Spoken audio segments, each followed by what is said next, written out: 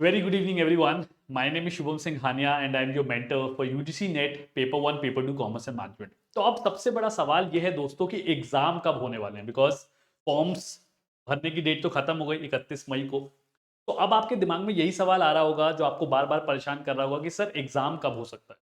Let's address this question in a very logical and rational manner. देखिए 31 मई को अगर form close हुआ है और अब आपको 2-3 दिन का समय दिया गया है करेक्शन करने के लिए, तो एक छोटी सी चीज समझने की कोशिश करिए कि जो एनटीए है वो कोई जादूगर नहीं है कि वो अपने आप से बिना किसी अरेंजमेंट के, बिना किसी प्लानिंग के सेटिंग अरेंजमेंट कर देगा। ठीक है, it will take some time, of course उसका प्रोसेस पहले ही शुरू हो चुका होगा, बट उसको एक आइडिया लेने में कि एग्जैक्टली कितने लोगों ने फॉर्म भरा है, बिकॉज हर साल जो नंबर है वो चेंज होता रहता है। ठीक है, सो 31 मई के बाद ही उसके पास एक प्रॉपर डेटा आया होगा कि यार कितने लाख लोगों ने अपने फॉर्म भरे हैं, और उसके हिसाब से वो सेंटर्स प्लान करने की कोशिश करेगा।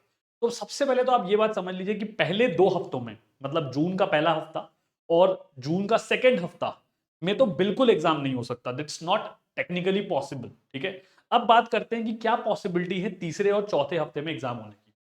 अगर पास एक्सपीरियंस को देखा जाए तो आपके एडमिट कार्ड और आपके एग्जाम डेट के बीच में कम से कम नहीं तो 7 से 10 दिन का गैप जरूर होता है। ठीक है, तो अगर हम ये मान के चल भी लेते हैं कि सेकेंड वीक में हो सकता है, आपके जून के सेकेंड वीक में आपके एडमिट कार्ड्स आ जाएं या फिर एडमिट कार्ड्स रिलीज कर दिए जाएं, तो एटलीस्ट आप मान के चलिए कि last week of June, third week भी मैं एलिमिनेट कर दे रहा हूं, लास्ट वीक ऑफ जून से पहले आपका एग्जाम नहीं हो सकता।